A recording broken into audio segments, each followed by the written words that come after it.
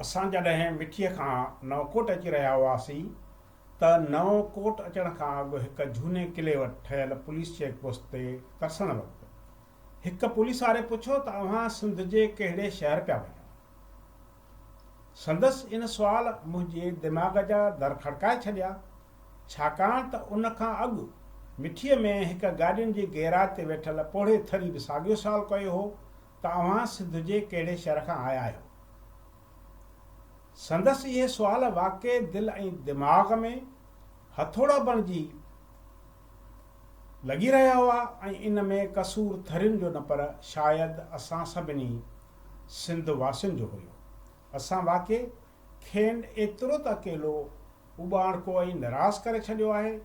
जो हू नवकोट जे झूने कोट खां अॻिते वारे इलाइक़े खे सिंध न पर थर चवंदा आहिनि। सिंध जेका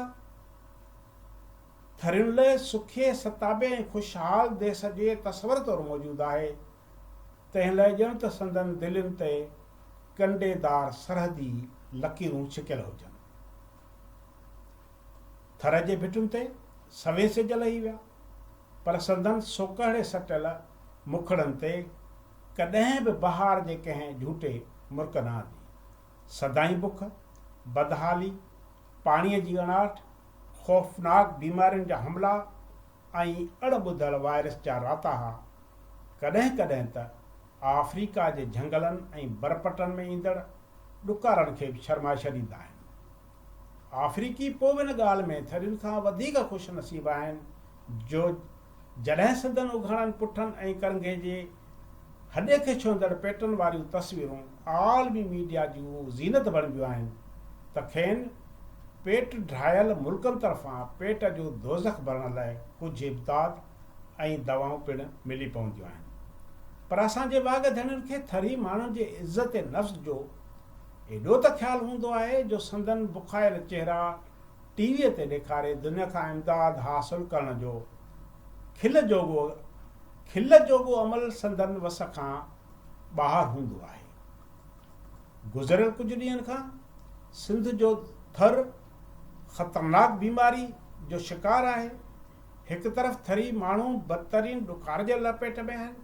त मथां वरी खाधे जी खोट ऐं साफ़ पाणीअ जी आंट सबबि बीमारियुनि ॿारनि ॿुढनि औरतुनि मर्दनि ते राताओ हणणु शुरू कयो आहे। सिर्फ़ु अख़बारुनि ताईं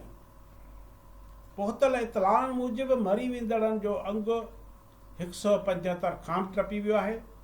जॾहिं त केतिराई मरीज़ अस्पतालूं न हुजण सबबि घरनि में तड़पी ऐं सुलकी रहिया आहिनि। भला जेकॾहिं अस्पतालूं बि हुजनि त कहिड़ो फ़र्क़ु थो पवे। ॾुकार सटियल माण्हुनि में दवाउनि ख़रीद करण त छा, पर अस्पताल ताईं भाड़ा भरे पहुचण जी बि सघन आहे। रुगो इन्फेक्शन हुजे त बि उन जी हिकिड़ी आफ़त खे मुंहुं ॾिजे, पर हिते त दुनिया जहान जे मिड़नी बीमारियुनि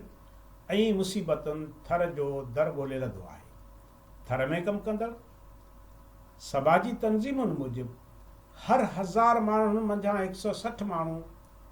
कंहिं न कंहिं बीमारी में मुब्तला आहिनि। बीमारियूं ऐं ॾुकार रुगो कुदरती मुसीबतूं हुजनि त बि माण्हू क़िस्मत ते ॾोह ॾेई माठ करे वेही रहे, पर हिते त वॾो अमल दख़ल असांजे वाघ धणियुनि जे बेहसीअ जो बि आहे।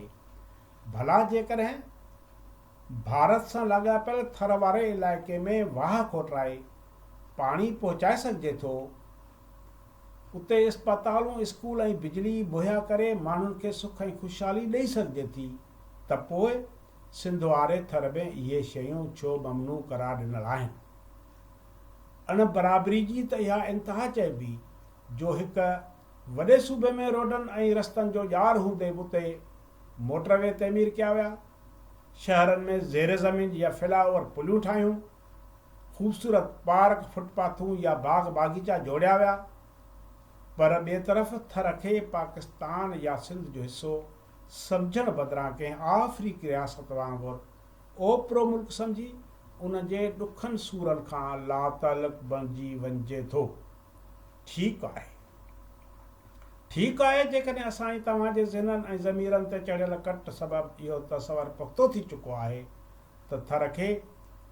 पंहिंजे ई जिस्म जो हिसो सम्झणो न आहे त पोइ भला जीअं इंसानियत जे नाते अफ़गानिस्तान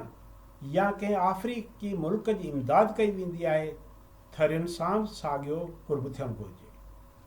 पोइ भली थरियुनि में अहसासु वधीक पुख़्तो थिए त थर पाकिस्तान या सिंध जो हिसो न पर को ओपरो इलाइक़ो आहे जंहिं ॾांहुं तुर्कीअ वांगुरु इस्लाम आबाद मां इमदादी सामान जो जहाज़ भरे त न मोकिलिया विया आहिनि पर गॾह गाॾनि ते अटे जूं बोरियूं ऐं दवाउनि जा खोखा ख़ैरियत तौरु रवाना कया विया आहिनि।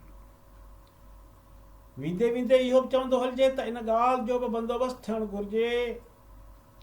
जो थर खे झूने कोट वटां दीवार ॾियारे छॾिजे, मतां उतां को ॾुकर रस्तो भुलिजी सिंध या पाकिस्तान में दाख़िल थिए ऐं उन बीमारीअ खे उन इन्फेक्शन खे थर जूं भिटूं रोकड़ खां कासिर थी वञनि ऐं इहा बाक़ी मुल्क जी सुखी सताबी ज़िंदगीअ में को